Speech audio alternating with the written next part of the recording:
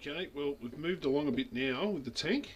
We're starting to put some base colour on the model, and you can see where we're at the hull. Now that is really yellow looking, but that is a really light kind of beige tan sort of colour.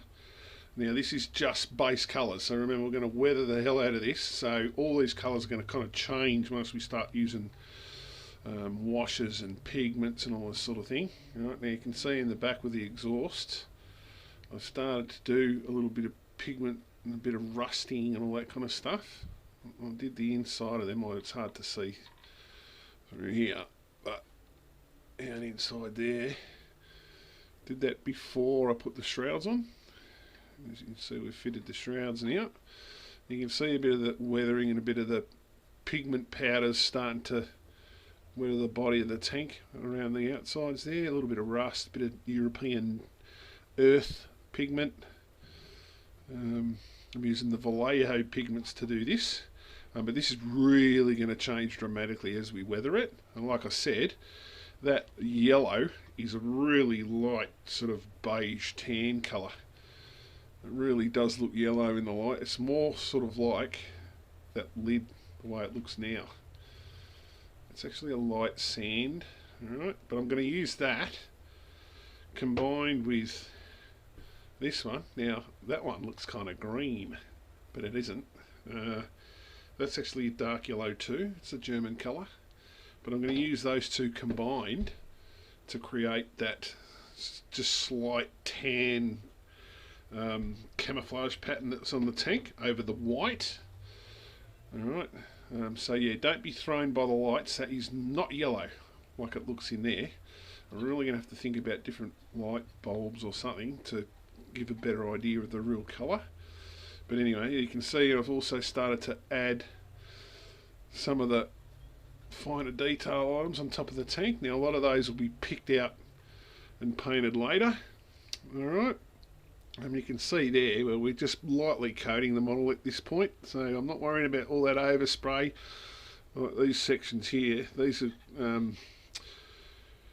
I think it's air filters and all this stuff that run to the back to the tubing that runs back to the air filter boxes on the back here, and they're meant to be like a matte black, sort of like a corded hose. But again, later on, we'll weather that to try and bring out that sort of, it's almost like a fabric surface. And you can, if you can see that, it's kind of like, I don't know how to describe that. It's not braided hosing, but it's sort of a textured hose. But we'll weather that in something later on and sort of bring that surface detail out. I've also put the smoke dispensers on the sides. You can see one just here. Now they're tiny. I've actually had to drill those out. They were just solid moulded plastic and they look pretty crap. Alright, now you can see there's a bit of crap in there, but once I paint those and weather them, you won't notice that inside. At least they looked hollow. Yeah, some other items I've added. The light on the front right here. All these little parts, like that's wooden, etc. That's wooden, I think. Again, go back to your references, look at your books, get online, have a look at Google and look at the images of tiger tanks to make sure you get all those sorts of colours right. But there we are, that's where we're at the moment with the tank, the actual hull of the tank. So that is moving along, and just to give you an idea, that's the turret in comparison to the hull. Now the whole of the hull was this sort of dark red base coat, and you can see how I've added a little bit of pre-shading, alright, on the barrel, on the seams, etc. We've also added some of the spare track link, I don't know what you call them, hangers. Anyway, I've glued them on, and you can see where I've put a bit of filler around the seam, around that weld seam around the edge. Alright, giving that a bit of a clean up. Alright, so I'm going to, with this one, to show you, I'm just going to start to do the same treatment on this as I've done on this. Alright, probably won't get to the yellow on this today, but we'll start to put the white on. So I've got to do the turret, just the base white, and the stowage bin that obviously sits on the back of the turret here. And you can see on there, like I said in the previous video, I've damaged things up a bit. So later, the weathering later on down the track will bring all that out and make it all pop. Alright, so that's had a really light base white just to take it away from grey plastic. And I've just pre-shaded on the top of that some of that damage and just the edges, and that'll show through the white a little bit, and we'll show you that now. I might actually do this bit now because it's a little bit quicker, a little bit easier. Alright, so we've got our airbrush arced up. We've got our new Tamiya acrylic lacquer, LP4 flat white. Just make sure you give it a good mix, good stir before you use it. Alright, airbrush is ready to go. Alright, as always, we've got our lacquer thinner handy for our lacquer paint. Alright, bit of a wake up. Just a couple of drops of lacquer thinner into the airbrush just to get us started. Just lubes it up, make sure you've got a sticky needle, sticky trigger. Alright, ready to go.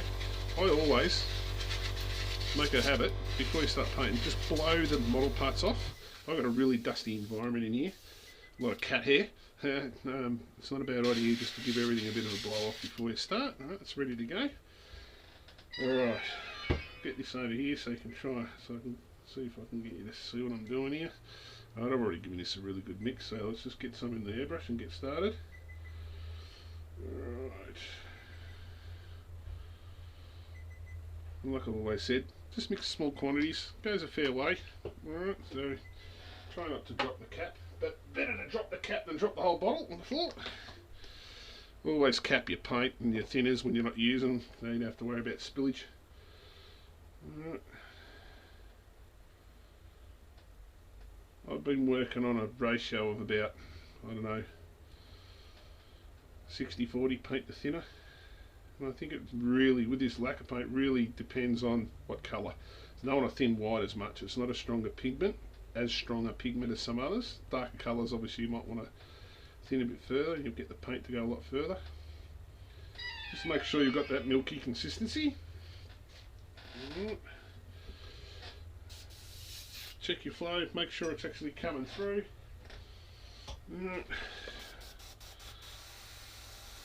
Nice feathered flow.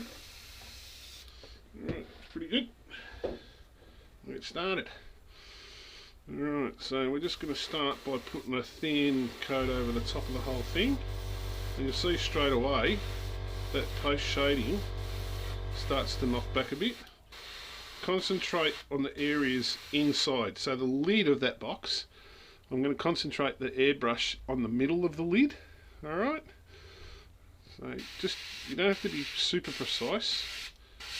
But if you stay away sort of from those edges, it leaves that post shading.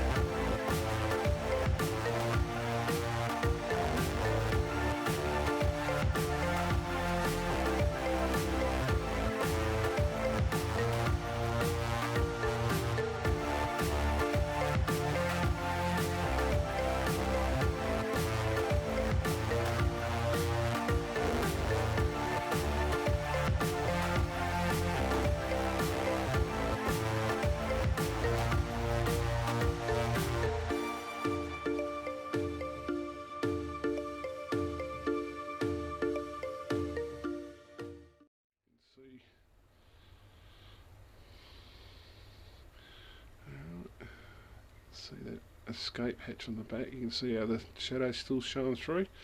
Alright, so that's the white now on the turret, the tank. I think you can see, if you look here, you can see how patchy that is. Alright, that's going to help your finished paint job. That'll sort of show through that patchiness later and make it look a little bit more weathered. Alright, okay, so that's the turret. Basically one layer of white paint on the turret, just getting going. And the hull of the tank, just starting to get like a paint layer on there. Alright, so now we've also been working on all these road wheels. So I'll just use these two cog wheels to start with. They have got a white base coat, and again, that just looks completely and utterly ridiculous. Alright, but trust me, in natural light, you can hardly see that yellow or that tan colour. It seems to really pop it under the lights. Alright, but all the road wheels and cogs, I've just put random splotches on them. Alright, so that's that red. You can see the red base colour, and it's now slowly but surely changing. And these two probably look worse too, because I've also put an acrylic clear gloss coat on all these, and I've got to do that with the rest of the road wheels so that we can then put a wash on them like I've done under the side of the hatch. Now I'm really hoping that'll show up. So all that is that German, what's it called, interior buff. Alright, I've used an enamel interior buff on the inside of that. Then I've put a gloss clear on it, and you can see how shiny that is. It's still showing through. And then I've just applied some of this Tamiya Panaline accent colour brown. Alright, this is a good example of what the light affecting the colours. Alright, again, that looks really red. Alright, it's not, it's like a chocolatey brown colour. Alright, it's got its own little brush applicator. I put stainless steel ball bearings in these because it helps when you're shaking up. Beautiful little fine brush like this. Alright, it's pre-mixed, alright, so you don't have to add anything to this. You can thin it further if you want a thinner wash. Alright, a couple of stainless steel ball bearings in there before you use it, because it will settle. The pigments all settle. Alright, I've also done the underside of the driver's hatch. Alright, so you just touch your brush on all the edges, and because of the clear glossy finish, alright, it flows into all the recesses and just makes things pop. Alright, so I might try, I'll see if I can do this in front of the camera for you. Do one of those cogs, alright, just to give you an idea how this works. Alright, a lot of you have probably seen this all before, but anyway, if we just go around the edge, get in front of the camera and get it in the right spot so you can see it. Alright, you just touch the brush and the capillary action makes it flow. Because it's got a gloss finish on it, helps it to flow. Alright. Now you don't have to overdo it with this stuff. And this is a pin wash, alright? So I'm just touching the brush in certain areas. Alright, and you can use all different size, different colours washes. You can create your own washes as well with oil paints. Alright, it just makes all those little bolt heads and stuff pop out. Get around there, and you can just do this and walk away, let it dry, and then you can go back with a cotton bud or Q-tip. Alright, with some neat thinner. Then you can wash some of it off and just leave it in certain areas. Alright. Okay.